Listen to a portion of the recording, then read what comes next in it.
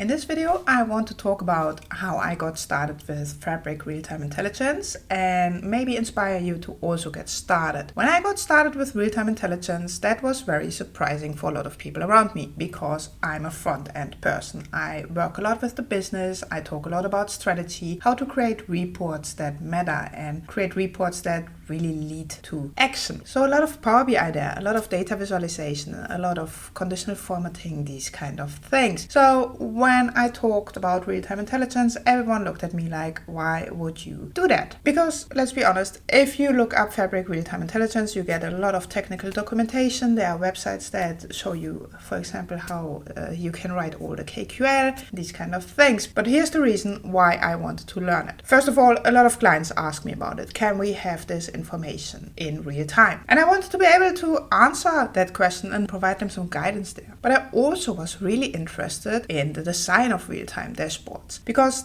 that's a completely different design approach. You can't create a real-time dashboard the same way as a Power BI report. I mean, you can, but it wouldn't make a lot of sense because real-time dashboards, they're really for action taking, showing you something's going on. Now we have to act, these kind of things. While most Power BI reports are about the past, you filter, you drill through, you really go into the data. Nothing happens if you do this in 5 minutes or 10 minutes or 50 minutes. However, if you have a real-time dashboard which provides you with all the critical information, for example, about your warehouse, you really want to know that at that moment that it happens, and you probably don't care about all the moments where it's not important. So how did I get started? I provide my journey and I hope it helps. I kind of did not know where to start because I, for example, knew that we would need to query the data with KQL, but I didn't know what KQL was and I didn't know how hard to learn it was. So I knew there were some things that I had to learn first before I can make my real-time dashboard, but I really struggled to learn it because when I looked up the information, it was so technical or not really showcasing a use case. I was like, this is all nice, but how would I even use that? And then I stumbled upon a game. And for the people that know me, they know I like games. Not playing the game, but winning the game, which can be tricky to be fair. But I found this Kusto Detective Challenge. And back when I found it, there was one challenge. Now they have several seasons and all kinds of games where you can use KQL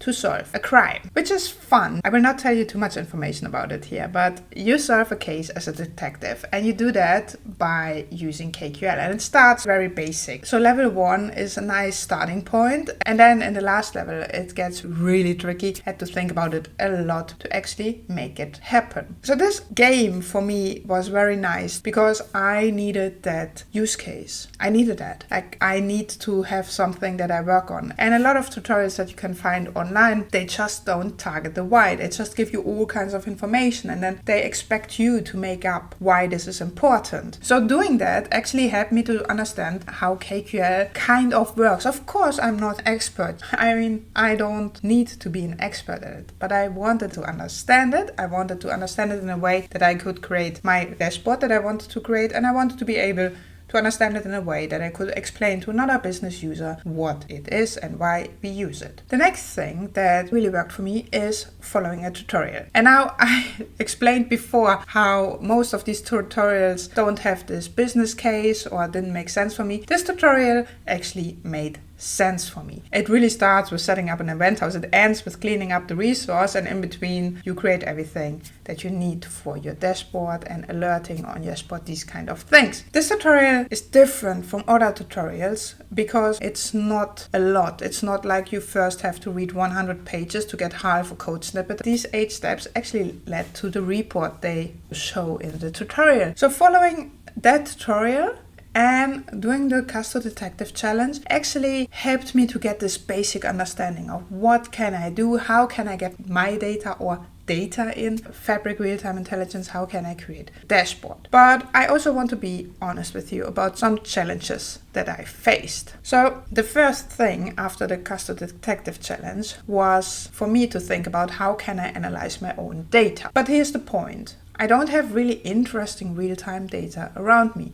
A lot of people told me everyone has all these smart machines at home that provide you with data. I probably live in the most analog home that you can imagine. But also, even if I could get the data from my light bulbs, why would I analyze that? Or the temperature in my fridge? Like, what's the added value for me? I wanted data that actually said something, where I actually could get to a conclusion, or where I could tell someone, I analyzed this data and this will help someone to do this or that, or take action on something that makes sense. And then I found out that Microsoft actually provides 3 sample data sets. One about bicycles, one about stock data, and one about taxis. So I'm from the Netherlands, and in the Netherlands we love bicycles. So that bicycle data set actually made sense to me, which is very helpful. That was exactly what I was looking for. So finding data can be tricky, because if you are like me, you want to analyze something that at least makes a little bit of sense and not just random demo data. But Microsoft provides some data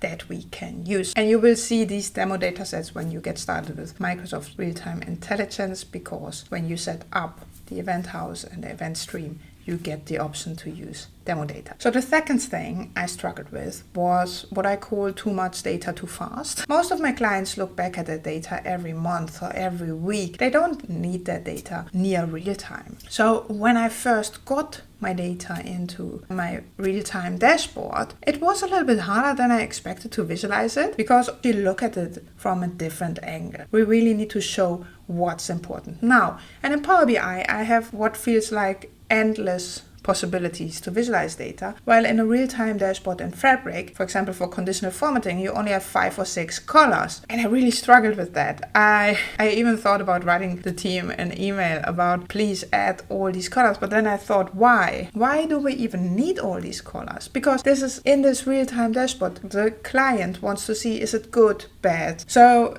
I really struggled and first thought about all the limitations, and then I realized, hey, this is just a really different way of designing, and I had to talk to a lot of people about this and get their opinion about it and how they would use real-time dashboards as a business, for example, to understand that I need to visualize in a different way. There's something I think is very important with this, and also the reason why I created this video. It's super important to find your niche. When I got interested in real-time intelligence, I thought I had to learn everything, like the KQL and everything around it, and understand it completely 100%. I don't, and you don't have to. Because by thinking about I need to understand everything, I kind of limited myself. I think it's most important to find what is interesting for you, because it makes it much easier to learn something if it actually makes sense to you and if you actually care about it. And I struggle a lot when I have to learn stuff that I don't care about, because my brain is just like,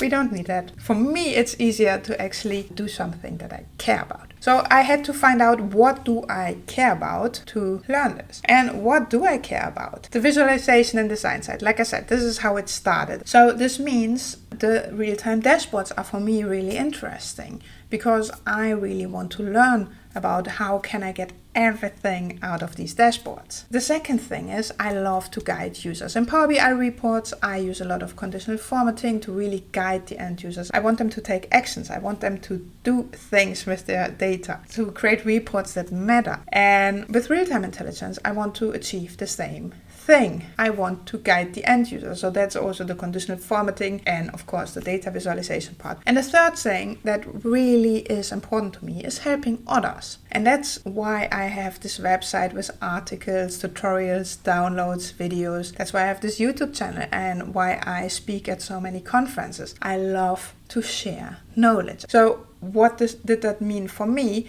I thought I will create tutorials like this video, but also other tutorials that I have on my website about real-time intelligence, which really show others how they can take steps to create a real-time dashboard or use conditional formatting or all these kind of things. And also, for example, a video about getting started with KQL.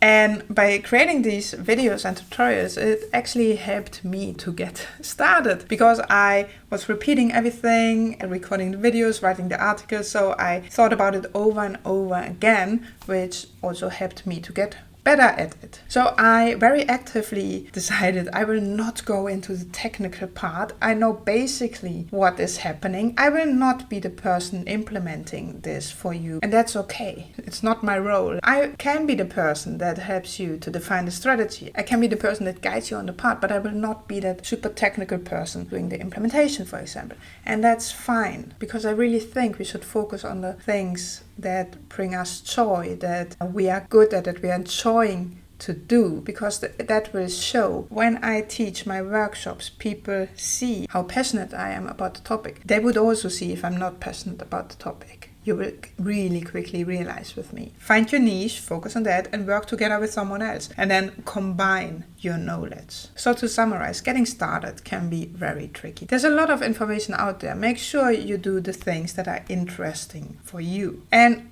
maybe combine it with something you already know. I knew a lot about data visualization. So I was approaching real-time intelligence really from the dashboard and the data visualization side, because that's something I could relate to. And if you can relate to stuff, it makes it much easier to learn it. And I truly believe that you can't be that end-to-end consultant and be the expert in everything. Most people that I've met in my life that tell me they do everything, they were very average on everything. I mean, they did a great job, but it wasn't that exceptional level, because to achieve that level you really need to put in a lot of work, a lot of effort, a lot of passion. I will put the links to the Kusto Detective Challenge and the tutorial in the comment section. If you also have started with real-time intelligence and you found some other resources, feel free to also put them in the comments or write down what you're struggling with.